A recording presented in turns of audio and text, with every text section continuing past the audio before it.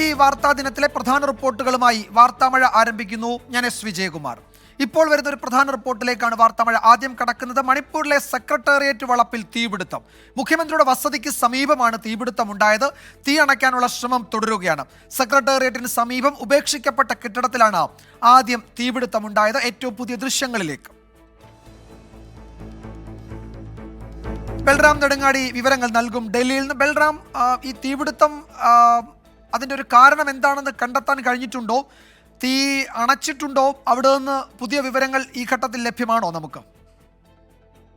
വിജയകുമാർ, ഇന്ന് വൈകിട്ടോടു കൂടിയാണ് ഈ തീപിടുത്തം ഉണ്ടായിരിക്കുന്നത്. മണിപ്പൂർ സെക്രട്ടേറിയറ്റ് കോംപ്ലക്സിന്റെ ഭാഗമായി IAS ഉദ്യോഗസ്ഥർക്ക് താമസിക്കുന്നതിന് വേണ്ടി നിർമ്മിച്ച കെട്ടിടങ്ങളിലാണ് തീ പിടിച്ചത്. ഈ കെട്ടിടങ്ങളിൽ കുറച്ചു കാലമായി ആൾതാമസമില്ല, അത് ഉപേക്ഷിക്കപ്പെട്ട കെട്ടിടങ്ങളാണ്. ഇവിടെയാണ് തീ ആദ്യം പടർന്നു പിടിച്ചത്. ഇവിടെ നിന്ന് മറ്റു കെട്ടിടങ്ങളിലേക്ക് കൂടി തീ പടരുകയായിരുന്നു. വൻ തീപിടുത്തം തന്നെയാണ് ഉണ്ടായത്. തൊട്ടടുത്ത് തന്നെയാണ് മുഖ്യമന്ത്രി ബിരേൻ സിംഗിന്റെ ഔദ്യോഗിക വസതിയും ഉള്ളത്. അതുകൊണ്ട് തന്നെ പോലീസും ഫയർഫോഴ്സും കൃത്യസമയത്ത് തന്നെ ഇടപെട്ടു. വിവരം അറിഞ്ഞ ഉടൻ തന്നെ ഏതാണ്ട് 10 ഫയർ എഞ്ചിനുകൾ സ്ഥലത്തെത്തി തീ അണയ്ക്കാൻ ശ്രമം നടത്തി. എന്നാൽ തീ അതിവേഗം തന്നെ ആളിപ്പടരുന്ന തരത്തിലുള്ളതായിരുന്നു എന്നാണ് പോലീസ് അറിയിക്കുന്നത്. എന്തായാലും സംഭവത്തെക്കുറിച്ച്, തീപിടുത്തത്തിന്റെ കാരണത്തെക്കുറിച്ച് അന്വേഷിച്ചുകൊണ്ടിരിക്കുന്നു എന്നാണ് പോലീസ് നൽകുന്ന ഔദ്യോഗികമായ പ്രതികരണം എന്നുള്ളത്. തീ ഏതാണ്ട് നിയന്ത്രണ വിധേയമായി എന്നാണ് നിലവിൽ മനസ്സിലാക്കാൻ കഴിയുന്നത്.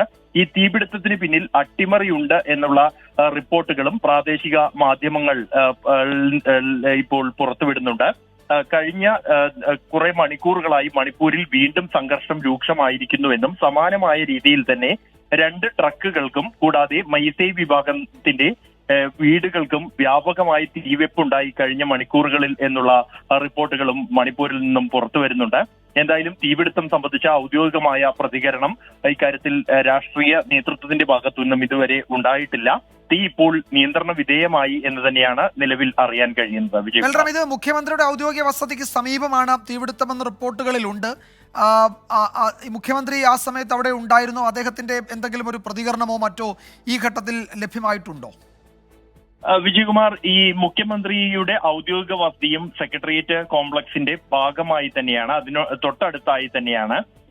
ഈ തീ പിടിക്കുന്ന സമയത്ത് മുഖ്യമന്ത്രി ഈ ഔദ്യോഗിക വസതിയിൽ ഉണ്ടായിരുന്നു എന്ന കാര്യത്തിൽ ഇതുവരെയും ഔദ്യോഗികമായ സ്ഥിരീകരണങ്ങൾ ഒന്നുമില്ല. എന്തായാലും സംഭവം വളരെ ഗൗരവത്തോടെ തന്നെ കണ്ട് ഉടൻ തന്നെ പോലീസും ഫയർഫോഴ്സും അവിടെ സുരക്ഷാ ക്രമീകരണങ്ങളെല്ലാം തന്നെ ഒരുക്കിയിരുന്നു. തീ പടർന്നു പിടിക്കുന്നത് തടയാനുള്ള ക്രമീകരണങ്ങൾ ആദ്യഘട്ടത്തിൽ തന്നെ ഒരുക്കി എന്നാണ് പോലീസ് വൃത്തങ്ങൾ അറിയിക്കുന്നത്.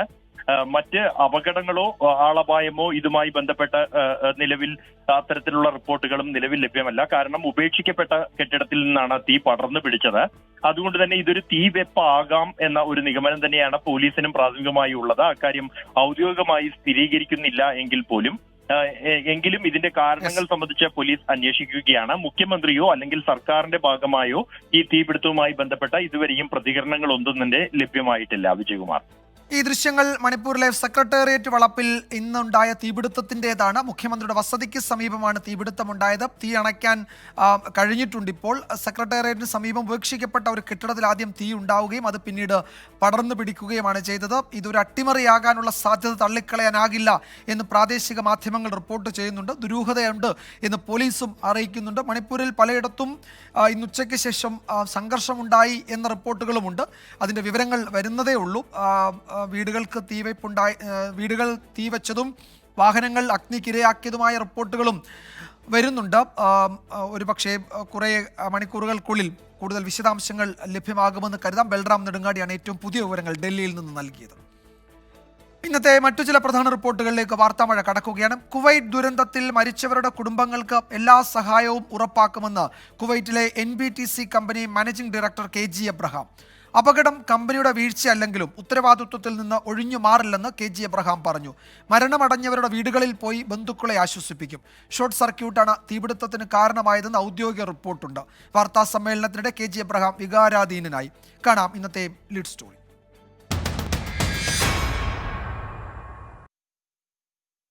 ദുരന്തം മാനസികമായി തളർത്തിയെന്ന് NBTC company managing director KG Abraham. കമ്പനിയിലെ എല്ലാവരും കുടുംബാംഗങ്ങളെപ്പോലെയാണ്. അവരെ ചേർത്ത് നിർത്തുമെന്നും കണ്ണീരോടെ KG എബ്രഹാം പറഞ്ഞു. We want our people to be our family, and we used to take care of them like a family. When we lost our family members of 49, 50 people, I couldn't bear it. They were all my brothers, children. അപകടത്തിൽപ്പെട്ടവർക്ക് സാമ്പത്തിക സഹായം നൽകും. മരിച്ചവരുടെ കുടുംബത്തിന് 8 ലക്ഷം രൂപ വീതം 4 ദിവസത്തിനുള്ളിൽ നൽകുമെന്നും KG Abraham. എത്രയും പെട്ടെന്ന് അത് റിലീസ് ചെയ്യണമെന്നുള്ളതാണ് ഞങ്ങളുടെ ആഗ്രഹം. അതിനുവേണ്ടി മക്കൾ രണ്ടുപേരും ഈ ഇന്ത്യയിലുള്ള ഞങ്ങളുടെ നിന്ന് അകന്നുപോയ അവരുടെ ഓരോരുത്തരുടെയും കുടുംബത്തിൽ പോയിട്ട് അവരുടെ ഡീറ്റെയിൽ ആയിട്ടുള്ള ഡേറ്റാസ് എടുക്കും. അവരുടെ ഭാര്യ, മക്കളെ, പിന്നെ അപ്പന്, അമ്മ, അവരുടെ അതിൻ്റെ വേണ്ടിയ കാര്യങ്ങൾ, അതിൻ്റെ അക്കൗണ്ട്സ് ഡീറ്റെയിൽ അതെല്ലാം എടുത്തിട്ട് അത് കറക്റ്റായിട്ട് നമുക്ക് നാളെ കോംപ്ലിക്കേഷൻ ഉണ്ടാകാത്ത രീതിയിൽ നമ്മളത് കിട്ടിക്കഴിഞ്ഞാൽ ഉടൻ തന്നെ അത് നമ്മൾ റിലീസ് ചെയ്യുക പൈസ. ഇൻഷുറൻസ് തുകയായി 4 വർഷത്തെ ശമ്പളവും കുടുംബങ്ങൾക്ക് ലഭിക്കും. ആശ്രിതർക്ക് ജോലി നൽകുമെന്നും കമ്പനി അറിയിച്ചു. അപകടത്തിന് പിന്നാലെ ഇന്ത്യൻ എംബസിയും കേന്ദ്ര സർക്കാരും കൃത്യമായ ഇടപെടലുകൾ നടത്തി. കേരള സർക്കാരിന്റെ ഇടപെടലുകളും ആശ്വാസകരമായെന്ന് KG Abraham. Kuwait government, India government, Indian embassy, നമ്മുടെ Kerala government, especially chief minister എല്ലാം ഇത് ചെയ്തിട്ട് നമ്മുടെ മിനിസ്റ്റേഴ്സ് എല്ലാം എയർപോർട്ടിലുണ്ടായിരുന്നു. അതൊരു വലിയ റിയലി വെരി അപ്രീഷിയേറ്റബിൾ ആണ്. ഷോർട്ട് സർക്യൂട്ടാണ് ലേബർ ക്യാമ്പിലെ തീപിടുത്തത്തിന് കാരണമായതെന്ന് KG എബ്രഹാം പറഞ്ഞു. അന്വേഷണവുമായി പൂർണ്ണമായി സഹകരിക്കുമെന്നും അദ്ദേഹം വ്യക്തമാക്കി. 24 കൊച്ചി. കുവൈറ്റ് തീപിടുത്തത്തിൽ മരിച്ച 4 പേരുടെ കൂടി സംസ്കാരം ഇന്ന് നടന്നു. 100 കണക്കിന് ആളുകളാണ് ആദരാഞ്ജലി അർപ്പിച്ചത്. തിരുവല്ല മേപ്രാൾ സ്വദേശി തോമസ് സി ഉമ്മൻ, ഇത്തിത്താനം സ്വദേശി ശ്രീഹരി, പായിപ്പാട് സ്വദേശി ഷിബു എന്നിവരുടെ സംസ്കാരം നാളെ നടക്കും. കുവൈറ്റ് തീപിടുത്തത്തിൽ മരിച്ച 4 പേരുടെ മൃതദേഹങ്ങളാണ് ഇന്ന് സംസ്കരിച്ചത്. എങ്ങും ഹൃദയഭേദകമായിരുന്നു കാഴ്ചകൾ. ഇടപ്പോൺ ജോസ്കോ ആശുപത്രിയിൽ സൂക്ഷിച്ചിരുന്ന പന്തളം സ്വദേശി ആകാശ് ശശിധരന്റെ മൃതദേഹം രാവിലെ 11 മണിയോടെയാണ് വീട്ടിലെത്തിച്ചത്. കേന്ദ്രമന്ത്രി ജോർജ് കുര്യൻ, കൃഷിമന്ത്രി P Prasad, deputy speaker Chittayam Gopakumar എന്നിവർ അന്തിമോപചാരം അർപ്പിച്ചു. ഉച്ചയ്ക്ക് 2 മണിയോടെ മുടിയൂർക്കോണത്തെ വീട്ടുവളപ്പിലായിരുന്നു ആകാശ് ശശിധരന്റെ സംസ്കാര ചടങ്ങുകൾ.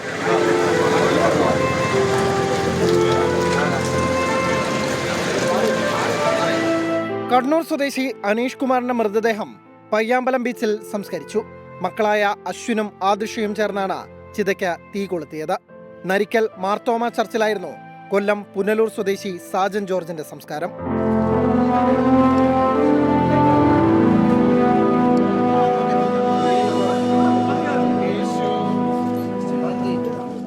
കൊല്ലം വെള്ളച്ചിൽക്കാല സ്വദേശി ലൂക്കോസിന്റെ സംസ്കാരം പെന്തക്കോസ്ത സഭയുടെ ഫെയ്ത്ത് ഹോം സെമിത്തേരിയിൽ നടന്നു.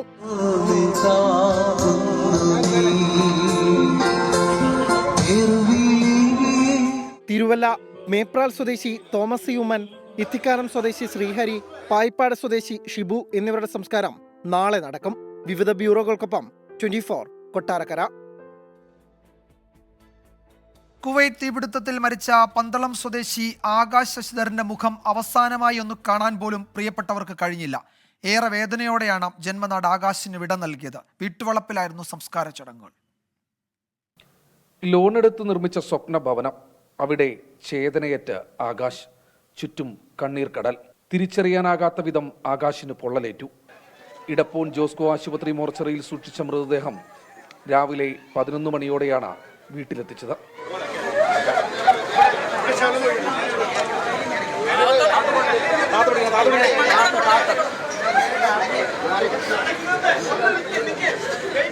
മന്ത്രി Saji Cheriyan, deputy speaker Chittayam Gopakumar, Anto Antony MP എന്നിവർ അന്തിമോപചാരം അർപ്പിച്ചു. ഉച്ചയ്ക്ക് 2 മണിക്ക് വീട്ടുവളപ്പിൽ സംസ്കാരം നടന്നു.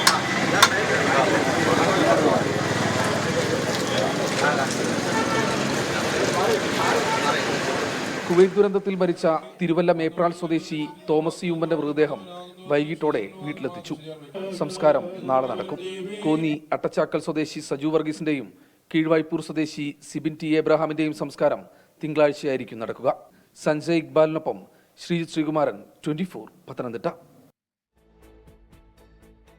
ആരോഗ്യമന്ത്രി വീണ ജോർജിന്റെ കുവൈറ്റ് യാത്രയ്ക്ക് അനുമതി നിഷേധിച്ചതിൽ വിദേശകാര്യ വകുപ്പ് തന്നെ വിശദീകരണം നൽകിയിട്ടുണ്ടെന്ന് കേന്ദ്രമന്ത്രി ജോർജ് കുര്യൻ. ഇക്കാര്യത്തിൽ കൂടുതൽ പ്രതികരിക്കാനില്ല. മുതലപ്പുഴ വിഷയത്തിൽ ഫയൽ തന്റെ മുന്നിൽ എത്തിയിട്ടുണ്ട്. DPR പരിശോധിച്ച ശേഷം പിന്നീട് സ്ഥലം സന്ദർശിക്കുമെന്നും ജോർജ് കുര്യൻ പറഞ്ഞു. കേന്ദ്രമന്ത്രിയായി സ്ഥാനമേറ്റ ശേഷം നെടുമ്പാശ്ശേരി വിമാനത്താവളത്തിൽ എത്തിയതിന് പിന്നാലെയായിരുന്നു മന്ത്രിയുടെ പ്രതികരണം. അതിനെപ്പറ്റി അത് ചർച്ച ചെയ്ത് കഴിഞ്ഞല്ലോ. എൻ്റെ വകുപ്പല്ല വിദേശകാര്യ വകുപ്പ്. വിദേശകാര്യ വകുപ്പ് അതിനെപ്പറ്റി വിശദീകരണം നൽകി കഴിഞ്ഞു. അതിനെപ്പറ്റി കൂടുതലായിട്ട് എനിക്കൊന്നും പറയാനില്ല. അത് തന്നെയല്ല മുഖ്യമന്ത്രി ആ വിഷയത്തെപ്പറ്റി ഇപ്പോൾ കൂടുതലായിട്ട് ചർച്ച വേണ്ട എന്ന് മുഖ്യമന്ത്രിയും പറഞ്ഞു. ഇനി അവിടെയുള്ള അതിൻ്റെ സ്റ്റേക്ക് ഹോൾഡേഴ്സ് എന്ന് പറയുന്നത് ഫിഷർമാനാണ്.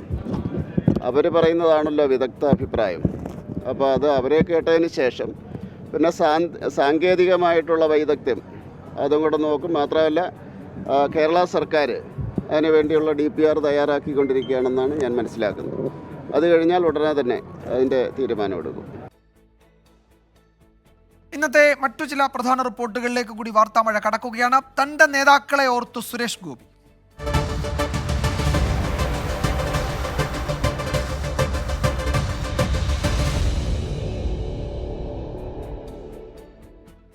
കെ കരുണാകരനും O രാജഗോപാലിനും ശേഷം കേരളത്തിൽ നിന്നുള്ള കേന്ദ്രമന്ത്രിമാർ സംസ്ഥാനത്തിനായി ഒന്നും ചെയ്തില്ലെന്ന് സുരേഷ് ഗോപി. പ്രസ്താവനയിൽ മുൻ കേന്ദ്രമന്ത്രി V മുരളീധരൻ അതൃപ്തി പ്രകടിപ്പിച്ചു. മൺമറഞ്ഞ കോൺഗ്രസ് നേതാക്കളെ സുരേഷ് ഗോപി പുകഴ്ത്തിയതിൽ രാഷ്ട്രീയം കാണേണ്ടെന്ന് BJP സംസ്ഥാന അധ്യക്ഷൻ K സുരേന്ദ്രനും പ്രതികരിച്ചു. തൃശൂർ പൂങ്കുന്നത്തെ മുരളി മന്ദിരത്തിലെത്തി കെ കരുണാകരന്റെയും ഭാര്യയുടെയും സ്മൃതി മണ്ഡപത്തിൽ പുഷ്പാർച്ചന നടത്തി മടങ്ങവെയായിരുന്നു കേന്ദ്രമന്ത്രി സുരേഷ് ഗോപി കേരളത്തിൽ നിന്നുള്ള മുൻ കേന്ദ്രമന്ത്രിമാരുടെ പ്രകടനത്തെക്കുറിച്ച് പറഞ്ഞത്. ലീഡർ ശ്രീ കരുണാകരൻ ചെയ്ത കേരളത്തിന് വേണ്ടിയുള്ള അദ്ദേഹത്തിന്റെ ഇന്ദിരാഗാന്ധി എന്ന് പറയുന്ന ഒരു ദീപസ്തംഭത്തിലുള്ള ഒരു സ്വാധീനം എന്ന് പറയുന്നത് കേരളത്തിന് നന്മയായി വന്ന് ഭവിച്ചിട്ടുണ്ട്. അതിനുശേഷം പിന്നെ ശ്രീ O രാജഗോപാലിന് മാത്രമാണ് അതിനോട് അടുത്തെങ്കിലും ചെയ്യാൻ സാധിച്ചിട്ടുള്ളത്. കെ കരുണാകരൻ കോൺഗ്രസിന്റെ പിതാവാണെന്നും ഇന്ദിരാഗാന്ധി ആധുനിക ഇന്ത്യയുടെ മാതാവാണെന്നും സുരേഷ് ഗോപി പറഞ്ഞു. ഇന്ദിരാഗാന്ധിയെ ഭാരതത്തിന്റെ മാതാവ് എന്ന് കാണുന്നത് പോലെ ലീഡർ ശ്രീ കരുണാകരനെ അതിനു മുമ്പ് അദ്ദേഹത്തിന്റെ മുൻഗാമികളൊക്കെ ഇതിന്റെ ഫൗണ്ടേഴ്സ് കോ ഫൗണ്ടേഴ്സ് ഒക്കെ ഉണ്ടാവും. അവരോടൊന്നും അപമര്യാദയല്ല. സുരേഷ് ഗോപിക്ക് മറുപടിയുമായി മുൻ കേന്ദ്രമന്ത്രി V മുരളീധരൻ രംഗത്തെത്തി. എനിക്ക് ബോധ്യമുണ്ടല്ലോ ഞാൻ എന്താ ചെയ്തതെന്ന്. കേരളത്തിലെ ജനങ്ങൾക്കും ബോധ്യമുണ്ട്. അദ്ദേഹത്തോട് ഒന്നും കൂടി ചോദിക്കും. അപ്പൊ അദ്ദേഹം യഥാർത്ഥത്തിൽ ഉദ്ദേശിച്ചത് എന്താണെന്ന് പറയും.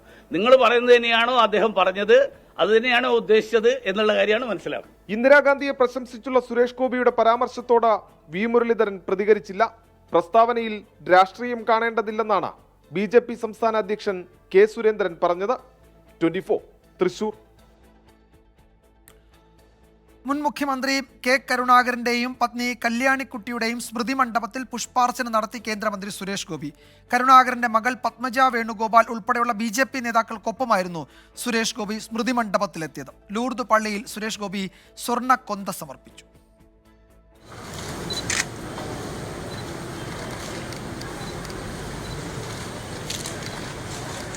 രാവിലെ BJP പ്രവർത്തകർക്കും കെ കരുണാകരന്റെ മകൾ പത്മജ വേണുഗോപാലിനുമൊപ്പം സ്മൃതി കുടീരത്തിലെത്തിയാണ് സുരേഷ് ഗോപി പുഷ്പാർച്ചന നടത്തിയത്.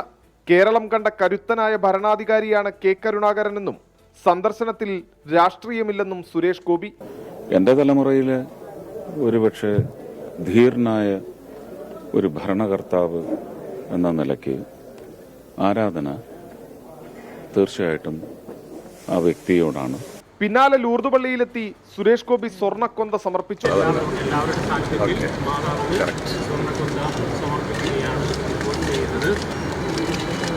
ഇപ്പോൾ കേന്ദ്ര സഹമന്ത്രി കൂടിയായിരുന്നു. ഇപ്പോൾ നമ്മുടെ പള്ളിയിൽ സന്ദർശിക്കുവാൻ വന്നതിൽ വളരെ സന്തോഷമുണ്ട്. അദ്ദേഹം ഒരു സമർപ്പണം ജപമാല, സ്വർണത്തിൻ്റെ ജപമാല പരിശുദ്ധ അമ്മയെ ധരിപ്പിച്ച് സമർപ്പിച്ചു. ദൈവത്തോട് നന്ദി പറഞ്ഞുകൊണ്ട് അദ്ദേഹം പാട്ടുപാടി. വളരെ സന്തോഷമുണ്ട്. മകളുടെ കല്യാണത്തോടനുബന്ധിച്ച് സുരേഷ് ഗോപി ലൂർദ് പള്ളിയിൽ കിരീടം സമർപ്പിച്ചത് ഏറെ വിവാദമായിരുന്നു. ചെമ്പുകിരീടമാണ് സമർപ്പിച്ചതെന്ന തരത്തിൽ കടുത്ത സൈബർ ആക്രമണമാണ് സുരേഷ് ഗോപി നേരിട്ടത്. 24 തൃശൂർ. വാർത്താമഴയിലേക്ക് വീണ്ടും സ്വാഗതം. മുസ്ലിം ലീഗിന് ചിലതു പറയാനുണ്ട്.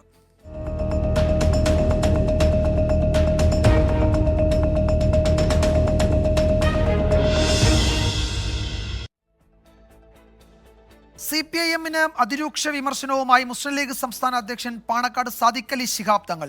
CPM-ന്റെ മുസ്ലിം വിരുദ്ധ പ്രചാരണം BJP-ക്ക് ഗുണം ചെയ്തു, സമസ്തയെ രാഷ്ട്രീയത്തിലേക്ക് വലിച്ചിഴയ്ക്കാൻ നീക്കം നടത്തിയെന്നും മുസ്ലിം ലീഗ് മുഖപത്രമായ ചന്ദ്രികയിൽ പ്രസിദ്ധീകരിച്ച അഭിമുഖത്തിൽ സാദിഖ് അലി തങ്ങൾ വിമർശിച്ചു. മുസ്ലിം വിഷയങ്ങൾ ഏറ്റെടുക്കുന്നതിൽ CPIM-ന് ആത്മാർത്ഥതയില്ലെന്ന് കുറ്റപ്പെടുത്തുന്നതാണ് പാണക്കാട് സാദിഖ് അലി ശിഹാബ് തങ്ങളുടെ അഭിമുഖം. സദാം ഹുസൈന്റെയും പലസ്തീന്റെയും പേര് പറഞ്ഞ് CPIM മുസ്ലിം വോട്ടുകൾ തട്ടാൻ ശ്രമിച്ചു. എന്നാൽ ഏക സിവിൽ കോഡും മുത്തലാഖ് നിരോധനവും ലവ് ജിഹാദും ആദ്യം കേട്ടത് CPIM-ൽ നിന്നാണെന്ന് തങ്ങൾ ആരോപിക്കുന്നു. കേരളത്തിൽ സച്ചാർ കമ്മിറ്റി റിപ്പോർട്ട് അട്ടിമറിച്ചെന്നും വിമർശനം. രാഷ്ട്രീയം പറയാനില്ലെങ്കിൽ പല കുതന്ത്രങ്ങളും CPIM പുറത്തെടുക്കാറുണ്ട്. കോഴിക്കോട്ടെ കരീംക പ്രയോഗവും വടകരയിലെ കാഫിർ സ്ക്രീൻഷോട്ടും ഉദാഹരണങ്ങളായി തങ്ങൾ ചൂണ്ടിക്കാട്ടുന്നു. CPIM വിതയ്ക്കുന്നത് BJP-യാണ് കൊയ്യുന്നതെന്നും സാദിഖ് അലി തങ്ങൾ കുറ്റപ്പെടുത്തി. സമസ്തയെ രാഷ്ട്രീയത്തിലേക്ക് വലിച്ചിഴയ്ക്കാൻ CPIM നീക്കം നടത്തി. ലീഗ് സമസ്ത ബന്ധം CPIM പഠിക്കണമെന്നും സാദിഖ് അലി തങ്ങൾ പറയുന്നു. CAA പലസ്തീൻ വിഷയങ്ങളിൽ കോൺഗ്രസിന് നിലപാടില്ലെന്ന് ചൂണ്ടിക്കാട്ടി ലീഗിനെ പ്രതിരോധത്തിലാക്കുന്നതായിരുന്നു CPIM-ന്റെ തെരഞ്ഞെടുപ്പ് പ്രചാരണം. എന്നാൽ ഇത് വിലപ്പോയില്ലെന്നാണ് തെരഞ്ഞെടുപ്പ് ഫലത്തിന് ശേഷം ലീഗിന്റെ വിലയിരുത്തൽ. ഇതിനു പിന്നാലെയാണ് CPIM-നെ ലീഗ് അധ്യക്ഷൻ കടന്നാക്രമിച്ചത്. 24 കോഴിക്കോട്. കാഫിർ സ്ക്രീൻഷോട്ട് വിവാദത്തിൽ യൂത്ത് ലീഗ് നേതാവ് മുഹമ്മദ് കാസിം കുറ്റക്കാരനല്ലെന്ന പോലീസ് റിപ്പോർട്ട് ആയുധമാക്കുകയാണ് UDF. പ്രതികൾ ആരാണെന്ന് പോലീസിനും CPM-നും അറിയാമെന്ന് ഷാഫി പറമ്പിൽ ആരോപിച്ചു. സ്ക്രീൻഷോട്ട് പ്രചരിപ്പിച്ച KK ലതിക ഉൾപ്പെടെയുള്ളവരെ അറസ്റ്റ് ചെയ്യണമെന്ന് Kozhikode DCC president K Praveenkumar ആവശ്യപ്പെട്ടു. ലോക്സഭാ തെരഞ്ഞെടുപ്പിന്റെ തലേന്നാണ് MSF കോഴിക്കോട് ജില്ലാ സെക്രട്ടറി മുഹമ്മദ് കാസിമിന്റെ പേരിൽ കാഫിർ സ്ക്രീൻഷോട്ട് പ്രചരിച്ചത്. പോലീസ് അന്വേഷണത്തിനെതിരെ ഹൈക്കോടതിയെ സമീപിച്ചതോടെ കോടതി റിപ്പോർട്ട് തേടി. തുടർന്ന് പ്രഥമ ദൃഷ്ട്യാ കാസിം കുറ്റക്കാരനല്ലെന്ന റിപ്പോർട്ട് പോലീസ് ഹൈക്കോടതിയിൽ സമർപ്പിക്കുകയായിരുന്നു. ഇത് മുൻനിർത്തി വിഷയം വീണ്ടും സജീവമാക്കുകയാണ് UDF. പ്രതികൾ ആരാണെന്ന് പോലീസിനും CPIM-നും അറിയാമെന്ന് ഷാഫി പറമ്പിൽ. പോലീസിന്റെ ഉത്തരവാദിത്തം ഇതോടുകൂടി തീരുന്നില്ല. പോലീസ് ഇപ്പോഴും കള്ളക്കളി തുടരുക. ഫേസ്ബുക്കിന്റെ നോഡൽ ഓഫീസർക്കെതിരെ ഞങ്ങൾ കേസെടുക്കുന്നു എന്നുള്ളത് ആ ആവേശം എന്താ? ഇത് കള്ളത്തരമാണെന്ന് അറിഞ്ഞിട്ടും പ്രചരിപ്പിച്ച ആളുകൾക്കെതിരെ കേസെടുക്കാത്ത എന്താ? ഇത് വ്യാജമാണെന്ന് അറിഞ്ഞിട്ടും അത് ഉപയോഗിച്ച ആളുകൾക്കെതിരെ കേസെടുക്കാത്ത എന്താ? ഉത്തരവാദിത്തപ്പെട്ട നേതാക്കന്മാർക്കെതിരെ കേസെടുക്കാത്ത എന്താ? പോലീസ് ഇനിയും നിഷ്ക്രിയമായാൽ മറ്റ് ഏജൻസികൾ അന്വേഷിക്കണമെന്നാവശ്യപ്പെട്ട് ഹൈക്കോടതിയെ സമീപിക്കുമെന്ന് കോഴിക്കോട് DCC പ്രസിഡന്റ് K പ്രവീൺകുമാറും പ്രതികരിച്ചു. സംഭവം നടന്ന് മാസങ്ങൾ പിന്നിടുമ്പോഴും പ്രതികൾ സൈബർ ലോകത്തെ പിന്നാമ്പുറങ്ങളിൽ വിലസുകയാണ്. 24 കോഴിക്കോട്. CPIM നേതാക്കളും മന്ത്രി സജി ചെറിയാനും പങ്കെടുക്കാനിരുന്ന പരിപാടിയിൽ നിന്ന് ഇറങ്ങിപ്പോയതിൽ വിശദീകരണവുമായി മുൻ മന്ത്രി G സുധാകരൻ. പരിപാടി വൈകിയതോടെ മറ്റൊരു ചടങ്ങിൽ പങ്കെടുക്കാനുള്ളതിനാലാണ് വേദി വിട്ടത്. ചടങ്ങിൽ മന്ത്രി സജി ചെറിയാൻ പങ്കെടുക്കാതിരുന്നത് ആരും വാർത്തയാക്കില്ലല്ലോ എന്ന് G സുധാകരൻ വിമർശിച്ചു. ഹരിപ്പാട് CBC വാരിയർ ഫൗണ്ടേഷൻ സംഘടിപ്പിച്ച പുരസ്കാരദാന ചടങ്ങിൽ നിന്ന് ഇറങ്ങിപ്പോയതിലാണ് മറ്റൊരു വേദിയിൽ G സുധാകരൻ വിശദീകരണം നൽകിയത്. 10 മണിക്ക് നിശ്ചയിച്ച പരിപാടിയിൽ 10:45 അധ്യക്ഷൻ എത്തിയില്ല, മന്ത്രിയും എത്തിയില്ല. അപ്പോൾ തന്നെ CPIM ഹരിപ്പാട് ഏരിയ സെക്രട്ടറിയോട് കാര്യം പറഞ്ഞു. 12 മണിക്ക് അടുത്ത പരിപാടി ഉള്ളത് കൊണ്ടാണ് പോയതെന്നും G സുധാകരൻ.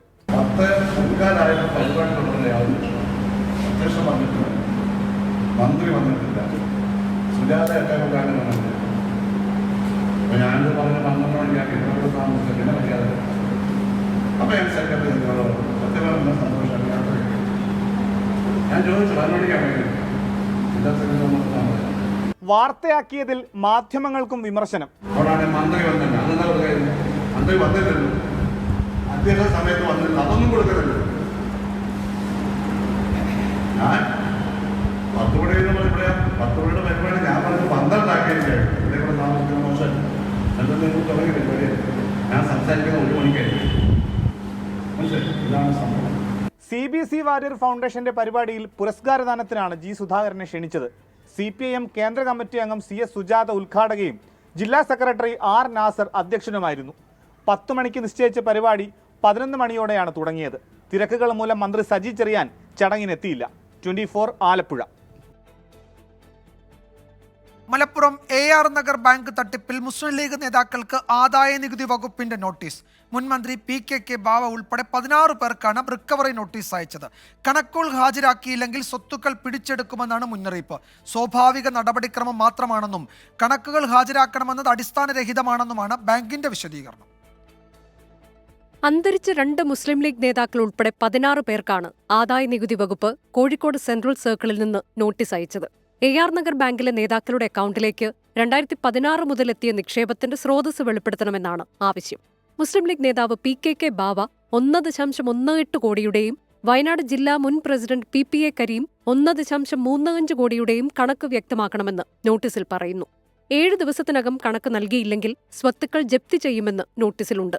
അക്കൗണ്ട് വഴിയുള്ള പണമിടപാട് വിവരങ്ങൾ തേടി നേരത്തെ നേതാക്കൾക്ക് നോട്ടീസ് നൽകിയിരുന്നു. ഇതിന് മറുപടി നൽകാതിരുന്നതോടെയാണ് ആദായനികുതി വകുപ്പ് റിക്കവറി നോട്ടീസ് നൽകിയത്. എന്നാൽ ആദായനികുതി വകുപ്പ് നോട്ടീസ് അയച്ചുവെന്ന വാർത്ത അടിസ്ഥാനരഹിതമാണെന്ന് ബാങ്കിന്റെ അഭിഭാഷകൻ അഹമ്മദ് ഷാ പറഞ്ഞു. ഒരു ലീഗ് നേതാവിനെതിരെ പോലും ജപ്തി നടപടിക്കുള്ള ഓർഡർ ഇല്ലെന്നാണ് അഹമ്മദ് ഷായുടെ വിശദീകരണം. ഒരു സബ്സ്റ്റാൻറ്റീവ് അസസ്മെന്റ് ഓർഡേഴ്സും ഒരു ലീഗ് നേതാവിനെതിരെയും ഇല്ല. പിന്നെ അതിനെന്താ ഒരു പുതുമെന്ന് എനിക്ക് മനസ്സിലാകുന്നില്ല. ഒരാൾക്കും ഒരു ലീഗ് നേതാവിനും സബ്സ്റ്റാൻറ്റീവ് അസസ്മെന്റ്സ് ഇല്ല. പ്രൊട്ടക്റ്റീവ് ഓർഡേഴ്സാണെല്ലാം. മുസ്ലിം ലീഗിന്റെ നിയന്ത്രണത്തിലുള്ള AR നഗർ ബാങ്കിൽ ഉടമകൾ അറിയാതെ കോടികളുടെ നിക്ഷേപം നടന്നുവെന്ന ആരോപണത്തിന് പിന്നാലെയായിരുന്നു സംസ്ഥാന സഹകരണ വകുപ്പിന്റെയും ആദായനികുതി വകുപ്പിന്റെയും അന്വേഷണം. 24 കോഴിക്കോട്, മലപ്പുറം. മറ്റൊരു പ്രധാന റിപ്പോർട്ടിലേക്ക്. കോട്ടയം ചിങ്ങവനം പോലീസ് സ്റ്റേഷനിൽ 2 പോലീസ് ഉദ്യോഗസ്ഥർ തമ്മിൽ ഏറ്റുമുട്ടി. സംഘർഷത്തിനിടെ ഒരാളുടെ തലയ്ക്ക് ഗുരുതരമായി പരിക്കേറ്റു. വാഹനം പാർക്ക് ചെയ്യുന്നതിനെ ചൊല്ലിയുണ്ടായ തർക്കമാണ് സംഘർഷത്തിൽ കലാശിച്ചത്. പ്രാഥമിക അന്വേഷണത്തിന്റെ അടിസ്ഥാനത്തിൽ ഇരുവരെയും സസ്പെൻഡ് ചെയ്തിട്ടുണ്ട്. ഉച്ചയ്ക്ക് 1 മണിയോടെയാണ് ചിങ്ങവനം പോലീസ് സ്റ്റേഷനിൽ 2 CPOമാർ തമ്മിൽ കയ്യാങ്കളിയുണ്ടായത്. ബൈക്ക് പാർക്ക് ചെയ്യുന്നതിനെ ചൊല്ലിയുണ്ടായ തർക്കം സംഘർഷത്തിൽ കലാശിക്കുകയായിരുന്നു.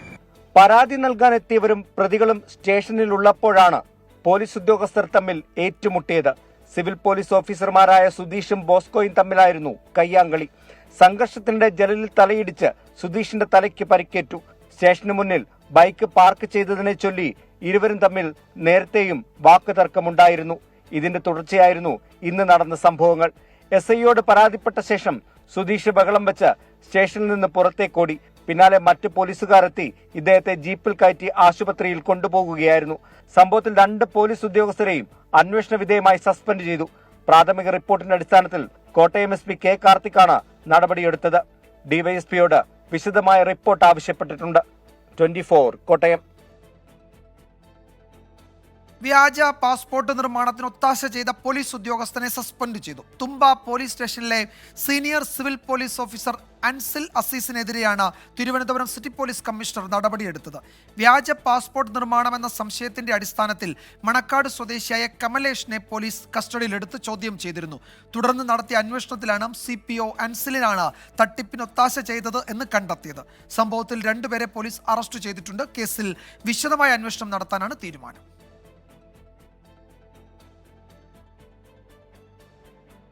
മറ്റൊരു പ്രധാന റിപ്പോർട്ടിലേക്ക്. മൊഗ്രാൽ പുത്തൂരിലെ കൊടും ചതി.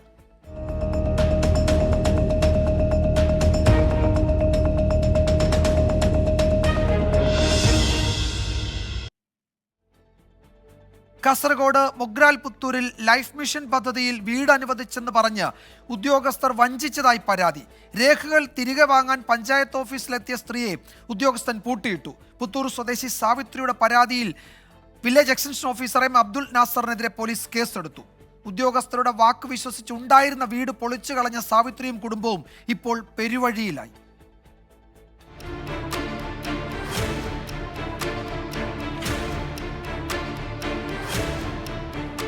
സാവിത്രി വീടിനായി ലൈഫ് മിഷനിലും പ്രധാനമന്ത്രി ആവാസ് യോജനയിലും അപേക്ഷ നൽകിയിരുന്നു. ലൈഫ് പദ്ധതിയിൽ പേരുണ്ടെന്ന് പഞ്ചായത്ത് ഓഫീസിൽ നിന്ന് അറിയിച്ചു. വില്ലേജ് എക്സ്റ്റൻഷൻ ഓഫീസർ ആവശ്യപ്പെട്ടതനുസരിച്ച് പഴയ വീട് പൊളിച്ചു നീക്കി. ഭൂമി സംബന്ധമായ രേഖകളും കരാർ രേഖകളും കൈമാറുകയും ചെയ്തു. എല്ലാം കഴിഞ്ഞപ്പോഴാണ് വീട് അനുവദിച്ചത് മറ്റൊരു സാവിത്രിക്കാണെന്നും പേര് മാറിപ്പോയതാണെന്നും പറഞ്ഞ് ഉദ്യോഗസ്ഥർ കൈമലർത്തിയത്. വനിതാ കമ്മീഷനിൽ പരാതി നൽകിയ സാവിത്രി പഞ്ചായത്തിൽ നിന്ന് രേഖകൾ തിരികെ വാങ്ങാനെത്തിയപ്പോൾ VEO M അബ്ദുൽ നാസർ മുറിയിൽ പൂട്ടിയിട്ടെന്നാണ് ആരോപണം. പോയി എനിക്ക് പേടിച്ചിട്ട് ഞാൻ അവിടെ തട്ടി ആർട്ടതായിട്ട് പേടിച്ചിട്ട് ഇത് അടിച്ചിട്ട് പോയല്ലേ ഇപ്പോൾ താഴേക്ക് പോലീസ് ഞങ്ങൾ കൊടുത്തിട്ട അയാൾ തന്നെ കൊടുത്തിട്ട് പോലീസ് വന്നു. മഴ പെയ്തതോടെ ടാർപോളിൻ ഷീറ്റ് കൊണ്ട് മറച്ച ഷെഡിൽ കുടുംബത്തിന് താമസിക്കാൻ കഴിയാതെയായി. മാനസിക വെല്ലുവിളി നേരിടുന്ന 2 മക്കളുമൊത്ത് വാടക വീട്ടിലാണ് ഇപ്പോൾ താമസം. സാവിത്രി നൽകിയ പരാതിയിൽ വിഇഒക്കെതിരെ കാസർഗോഡ് പോലീസ് കേസെടുത്തിട്ടുണ്ട്. പൂട്ടിയിട്ടെന്ന പരാതി തെറ്റാണെന്നാണ് അബ്ദുൾ നാസറിന്റെ വാദം. വീട് നിർമ്മാണത്തിന് ഫണ്ട് നൽകാത്തതിനാൽ സാവിത്രി തന്നെ കയ്യേറ്റം ചെയ്യാൻ ശ്രമിച്ചെന്നും ഔദ്യോഗിക കൃത്യനിർവഹണം തടസ്സപ്പെടുത്തിയെന്നുമുള്ള അബ്ദുൾ നാസറിന്റെ പരാതിയിൽ സാവിത്രി, വാർഡ് മെമ്പർ പ്രമീള ഉൾപ്പെടെ 7 പേർക്കെതിരെയും കേസെടുത്തിട്ടുണ്ട്. 24 കാസർഗോഡ്. വയനാട് പനമരത്ത് തോട്ടത്തിൽ തമ്പടിച്ച 4 കാട്ടാനകളിൽ 2 എണ്ണത്തിനെ വനം വകുപ്പ് കാട്ടിലേക്ക് തുരത്തി. പുഞ്ചവയൽ പരിയാരത്തെ തോട്ടത്തിലാണ് കാട്ടാനകൾ ഉണ്ടായിരുന്നത്. വന്യമൃഗങ്ങൾ നാട്ടിലിറങ്ങുന്നത് തടയാൻ ശാശ്വത സംവിധാനം വേണമെന്നാവശ്യപ്പെട്ട് നാട്ടുകാർ പ്രതിഷേധിച്ചു.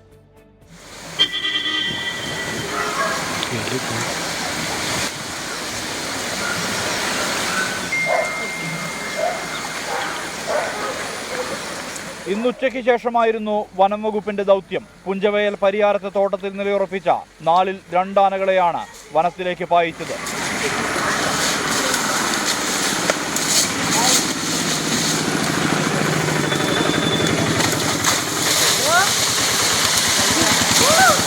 നാട്ടുകാർക്ക് ജാഗ്രതാ നിർദ്ദേശം നൽകിയ ശേഷമായിരുന്നു തുരത്തൽ.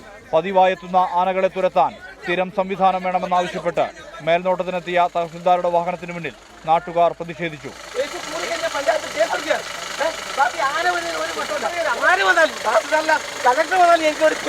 വനംവകുപ്പ് പിന്നെ എന്ത് ചെയ്യാൻ പറ്റും? വനംവകുപ്പ് ഒന്നും ചെയ്യാൻ പറ്റാ. ഇവിടുത്തെ സർക്കാരും ചെയ്യാൻ പറ്റാ. ഞാൻ ഇവിടെ എൻ്റെ മുന്നിൽ ഇത് നോക്ക്, എൻ്റെ വീടിന് ഈ 2 സൈഡ് കൂടെ ആന പറ്റുക. 1ഉം 2ഉം അല്ല, ഇന്നലെ ഓടിച്ചിട്ട് ആനയാടി വരുന്നത്. ഞാൻ ഇന്നലെ 8 മണിക്ക് ആന ഓടിച്ചിട്ടുണ്ട്. ഇപ്പം ഫുള്ളായിട്ട് ആന എല്ലാ വഴിക്കും വരായിരുന്നു. ഉദ്യോഗസ്ഥന്മാര് ഫെൻസിങ് മുഴുവൻ തകർത്തു വെച്ചിരിക്കുകയാണ്. ഞങ്ങൾക്ക് കൃഷി എടുക്കാനേ പറ്റുന്നില്ല. ഇത് 30 കൊല്ലമായിട്ട് ഈ ആന വരുന്നുണ്ട്. 2 ആനകൾ ഇപ്പോഴും തോട്ടത്തിലാണ്.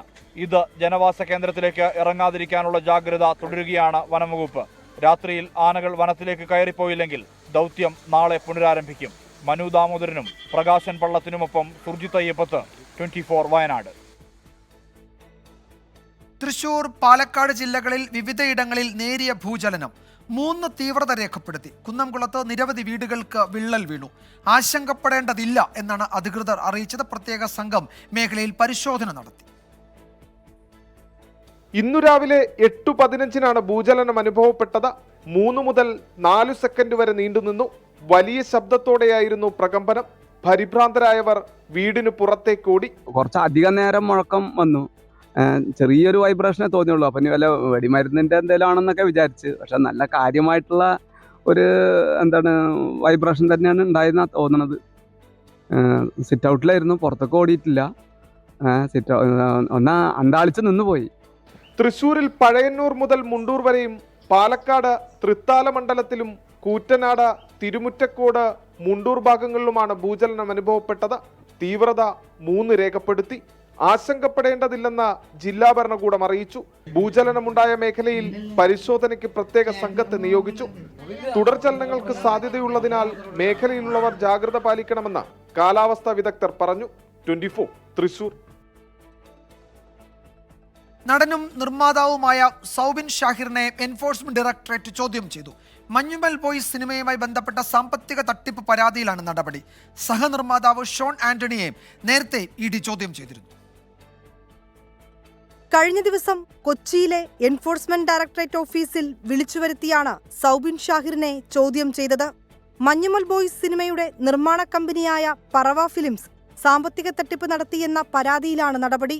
40% ലാഭവിഹിതം വാഗ്ദാനം ചെയ്ത് 7 കോടി രൂപ നിക്ഷേപം സ്വീകരിച്ചെന്നും ചിത്രത്തിന് 250 കോടി രൂപ കളക്ഷൻ ലഭിച്ചിട്ടും മുടക്കുമുതൽ പോലും തിരികെ കിട്ടിയില്ലെന്നുമാണ് അരൂർ സ്വദേശി സിറാജിന്റെ പരാതി. കേസെടുത്ത് അന്വേഷണം നടത്തിയ പോലീസ് സാമ്പത്തിക തട്ടിപ്പ് നടന്നതായി കോടതിയിൽ റിപ്പോർട്ട് സമർപ്പിച്ചു. ഇതിന് പിന്നാലെയാണ് ഇഡിയുടെ ഇടപെടൽ. സഹനിർമ്മാതാവ് ഷോൺ ആന്റണിയെ ഇഡി നേരത്തെ ചോദ്യം ചെയ്തിരുന്നു. സൗബിൻ ഷാഹിറിനെ വീണ്ടും ചോദ്യം ചെയ്തേക്കും. നിർമ്മാതാക്കളുടെ സാമ്പത്തിക സ്രോതസ്, സാമ്പത്തിക ഇടപാടുകൾ എന്നിവ കേന്ദ്രീകരിച്ചാണ് ഇഡി അന്വേഷണം. വിനീത വിജി, 24 കൊച്ചി. വാർത്താമഴയിലേക്ക് വീണ്ടും സ്വാഗതം. ഡോക്ടർ RLV രാമകൃഷ്ണനെതിരായ അധിക്ഷേപ പരാമർശത്തിൽ നർത്തകിയും അധ്യാപികയുമായ സത്യഭാമയ്ക്ക് ജാമ്യം. നെടുമങ്ങാട് SC/ST കോടതിയാണ് ഉപാധികളോടെ ജാമ്യം അനുവദിച്ചത്. സത്യം ഒരിക്കൽ ബോധ്യപ്പെടുമെന്നും ആരെയും അവഹേളിച്ചിട്ടില്ല എന്നുമാണ് സത്യഭാമ പ്രതികരിച്ചത്. 7 ദിവസത്തിനുള്ളിൽ കേസ് പരിഗണിക്കുന്ന കോടതിയിൽ ഹാജരാകണമെന്ന് ഹൈക്കോടതി ഉത്തരവിട്ടതോടെയാണ് സത്യഭാമ ഇന്ന് നെടുമങ്ങാട് SC/ST കോടതിയിൽ ഹാജരായത്. സത്യഭാമയുടെ ജാമ്യത്തെ RLV രാമകൃഷ്ണനും പ്രോസിക്യൂഷനും ശക്തമായി എതിർത്തു. സംഭവശേഷവും സമാന പ്രതികരണം സത്യഭാമ മാധ്യമങ്ങളിൽ ആവർത്തിച്ചുവെന്നും ജാമ്യം അനുവദിക്കരുതെന്നുമായിരുന്നു പ്രോസിക്യൂഷന്റെ വാദം. കറുപ്പും വെളുപ്പും ജാതിയും മതവും തിരിക്കുന്ന സാമൂഹ്യ സെപ്പറേഷൻ ഉണ്ടാക്കിയെടുത്ത ഈ സ്ത്രീക്ക് ഇത്രയും അനുകൂലമായിട്ടുള്ള ഒരു വിധി, ഒരു കീഴ്വഴക്കം അത് അംഗീകരിച്ചു കൊടുക്കാൻ പാടില്ലായിരുന്നു എന്നാണ് പറയാനുള്ള കാര്യം. 7 വർഷത്തിൽ താഴെ ശിക്ഷ ലഭിക്കാവുന്ന കുറ്റത്തിന് കസ്റ്റഡി ആവശ്യമില്ലെന്നും പ്രതി സ്ത്രീയാണെന്നതും പ്രായവും പരിഗണിക്കണമെന്നും സത്യഭാമയ്ക്കായി ഹാജരായ അഡ്വക്കേറ്റ് BA ആളൂരും വാദിച്ചു. കുറെ കാലമായിട്ട് കുട്ടികളെ പഠിപ്പിച്ചുകൊണ്ടിരുന്നു എന്നും അവർ പറഞ്ഞത് ജനറൽ ആയിട്ടുള്ള ഒരു കാര്യമാണ് എന്നും അത്തരത്തിൽ ഒരു പ്രത്യേക വ്യക്തിയെയോ സമൂഹത്തെയോ ഉദ്ദേശിച്ചുകൊണ്ടല്ല, അത് SC/ST വകുപ്പിന്റെ അധികാര പരിധിയിൽ വരുന്നതല്ല എന്നുള്ള വാദമാണ് ഉന്നയിച്ചത്. അഭിമുഖമെടുത്തത് 2ഉം 3ഉം പ്രതികളായതിനാൽ സത്യഭാമ തെളിവ് നശിപ്പിക്കാൻ വഴിയില്ലെന്ന വാദം അംഗീകരിച്ചാണ് ജാമ്യം അനുവദിച്ചത്. ആവശ്യപ്പെടുമ്പോൾ അന്വേഷണ ഉദ്യോഗസ്ഥന് മുൻപാകെ ഹാജരാകണമെന്നും പരാതിക്കാരനെ സ്വാധീനിക്കാൻ ശ്രമിക്കരുതെന്നും കോടതി നിർദ്ദേശിച്ചു. കോടതിയിൽ വിശ്വാസമുണ്ടെന്നും തൊഴിലിന്റെ ഭാഗമായി പറഞ്ഞതാണെന്നും സത്യഭാമ. കോടതിനെ പൂർണ്ണമായിട്ടും വിശ്വാസമാണ്. അതേപോലെ തന്നെ എന്റെ വക്കീലിനെയും പറഞ്ഞിട്ടില്ല എന്ന് പറഞ്ഞാൽ ഞാൻ എന്റെ തൊഴിലിന്റെ ഭാഗമായിട്ട് പറഞ്ഞു. ഞാൻ ഒരു വ്യക്തിയും പറഞ്ഞിട്ടില്ല. യൂട്യൂബ് ചാനലിൽ നൽകിയ അഭിമുഖത്തിലായിരുന്നു സത്യഭാമ RLV രാമകൃഷ്ണനെ ജാതീയമായി അധിക്ഷേപിച്ചത്. 24 തിരുവനന്തപുരം. ഉത്തരാഖണ്ഡിൽ ടെമ്പോ 1 നദിയിലേക്ക് മറിഞ്ഞ് 10 മരണം. പരിക്കേറ്റ 13 പേരിൽ 4 പേരുടെ നില ഗുരുതരമാണ്. ഇവരെ ഋഷികേശ് എയിംസിലേക്ക് മാറ്റി. രുദ്രപ്രയാഗ് ജില്ലയിലെ റൈത്തോലി മേഖലയിലാണ് ഉച്ചയോടെ ദാരുണമായ അപകടമുണ്ടായത്. ഋഷികേശ് ബദ്രിനാഥ് ദേശീയപാതയിൽ ടെമ്പോ 1 അളകനന്ദ നദിയിലേക്ക് മറിയുകയായിരുന്നു.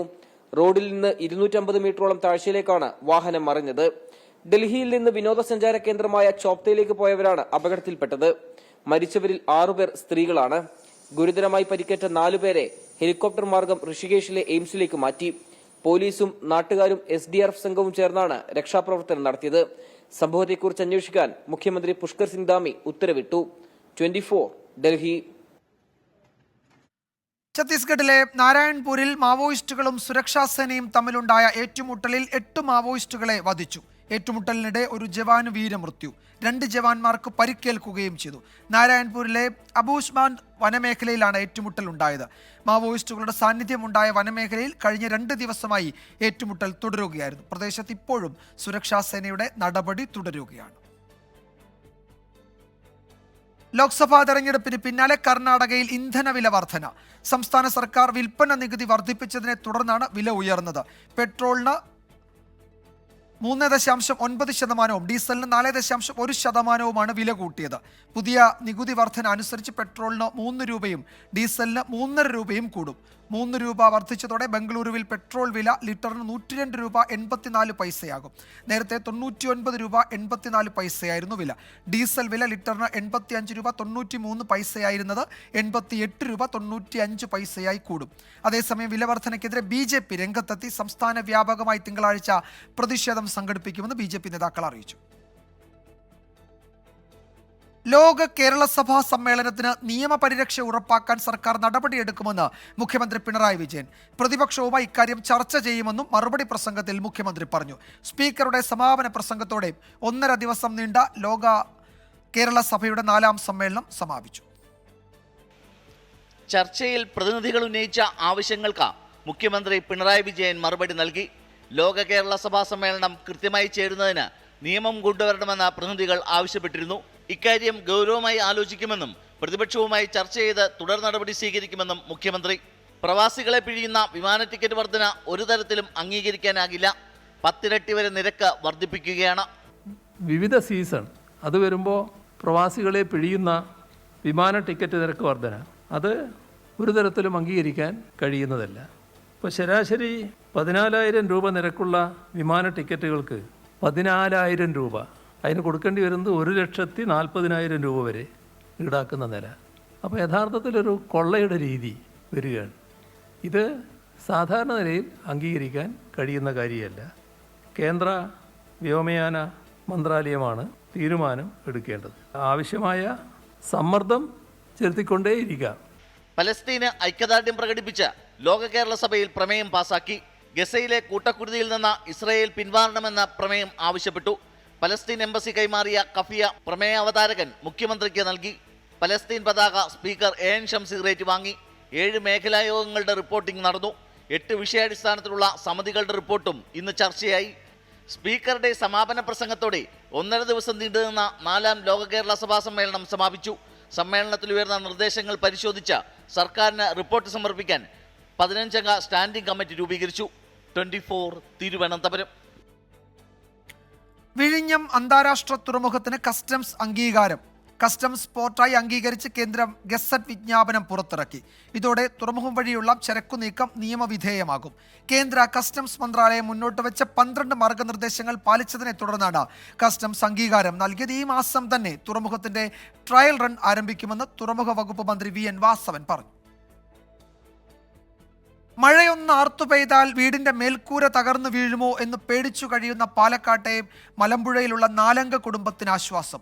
90 ദിവസത്തിനുള്ളിൽ വീട് വെച്ചു നൽകുമെന്ന് Nehru group chairman doctor P. Krishnadas പ്രഖ്യാപിച്ചു. 24 വാർത്തയെ തുടർന്നാണ് ഇടപെടൽ. അതിയായ സന്തോഷമെന്ന് കുടുംബം പ്രതികരിച്ചു. 24 ബിഗ് ഇമ്പാക്ട്. നമുക്കൊരു പുതിയ വീട് വെച്ചായിരുന്നു, കടക്കാനും പഠിക്കാനൊക്കെ. അവിടെ ഇരുന്ന് പഠിക്കാനൊക്കെ പേടി എനിക്ക്. മഴ വരുമ്പോഴേക്ക് പേടിയാവും. മഴ വരുന്നത് കണ്ട ഒരു ചാറ്റിൽ കയറ്റി ഞങ്ങൾ പെട്ടെന്ന് അവിടേക്ക് പോകും പേടിയായിട്ട്. പാലക്കാട് മലമ്പുഴയിലെ വിജയാനന്ദൻ രജനി ദമ്പതികളുടെ വീട്ടിൽ ഇന്നലെ കണ്ട കാഴ്ചയാണിത്. മഴയിൽ തകർന്നു വീണ കൂരയ്ക്ക് മുന്നിൽ നിസ്സഹായരായ ഒരു അച്ഛനും അമ്മയും. എന്തു ചെയ്യണമെന്നറിയാതെ മക്കളായ ആദിവിഷ്ണുവും ആദിദേവും. നിർധന കുടുംബത്തിന്റെ ഈ ദുരവസ്ഥയ്ക്കാണ് അറുതിയാകുന്നത്. 24 വാർത്ത ശ്രദ്ധയിൽപ്പെട്ട Nehru group chairman doctor P. Krishnadas 90 ദിവസത്തിനകം കുടുംബത്തിന് വീട് വെച്ച് നൽകുമെന്ന് പ്രഖ്യാപിച്ചു. ഈ കുടുംബത്തിന് വരുന്ന 90 ദിവസങ്ങൾക്കുള്ളിൽ വീട് നിർമ്മിച്ച് അവർക്ക് അവിടെ താമസ സൗകര്യം ഒരുക്കിക്കൊണ്ട് ഞങ്ങൾ കൈമാറുന്നതായിരിക്കും. അവരുടെ വീട് സന്ദർശിക്കുകയും അവരുടെ മറ്റു പ്രശ്നങ്ങൾ എന്താണെന്ന് മനസ്സിലാക്കി ഞങ്ങളാൽ കഴിയാവുന്ന രീതിയിൽ അവരെ സഹായിക്കുമാണ് ഞങ്ങളുടെ ഉദ്ദേശം. വീടൊരുങ്ങുന്നുവെന്നറിഞ്ഞതോടെ കുടുംബം അളവറ്റ സന്തോഷത്തിലാണ്. വളരെയധികം സന്തോഷമുണ്ട്. കാരണം പറഞ്ഞറിയിക്കാൻ പറ്റാത്ത സന്തോഷമുണ്ട്. അവർക്ക് ഒരുപാട് ആരോഗ്യ സൗഖ്യം കൊടുക്കട്ടെ, അത്രേ എനിക്ക് പറയാനുള്ളൂ. സന്തോഷമായി എനിക്ക്. സന്തോഷമായി. അദ്ദേഹത്തോട് ആണെങ്കിൽ ഒരു താങ്ക്സ് പറഞ്ഞോ. താങ്ക്സ്. ഒരു വാർത്ത എങ്ങനെ അവരുടെ ജീവിതങ്ങൾക്ക് നിറം നൽകുന്നു എന്നുള്ളത് നേരിൽ കണ്ട നിമിഷങ്ങളാണ് നമ്മുടെ മുന്നിൽ പോയത്. അതിൽ ഒരുപാട് നന്ദി. നെഹ്റു ഗ്രൂപ്പിന് നന്ദി, 24 നന്ദി. ലൈഫ് പദ്ധതിയിൽ അപേക്ഷിച്ചിരുന്നെങ്കിലും ഇവർ മുൻഗണനാ പട്ടികയിൽ ഉൾപ്പെട്ടിരുന്നില്ല. ഇതോടെ അടച്ചുറപ്പുള്ള വീടെന്ന സ്വപ്നം അന്യമായിരുന്നു. 24 വാർത്തയ്ക്ക് പിന്നാലെ വീണ്ടും അതിന് ചിറകുമുളച്ചിരിക്കുകയാണ്.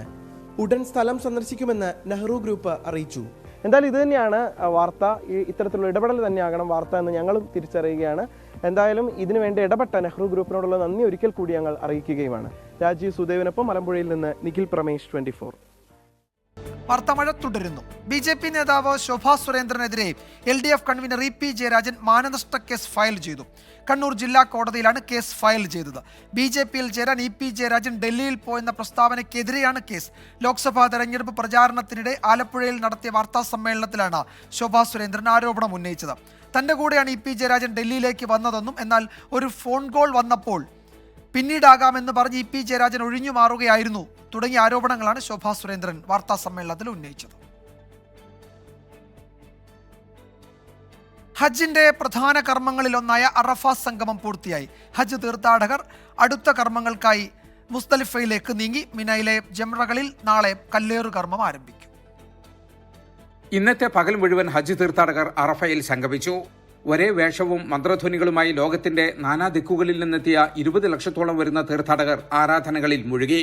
മാനവിക ഐക്യത്തിനും സമാധാനത്തിനും പാപമോചനത്തിനുമായി അള്ളാഹുവിനോട് മനമുരുകി പ്രാർത്ഥിച്ചു. കനത്ത ചൂടിനെ വകവെക്കാതെ ഹാജിമാരിൽ പലരും ചരിത്രപ്രസിദ്ധമായ ജബലുർ റഹ്മ മല കയറി.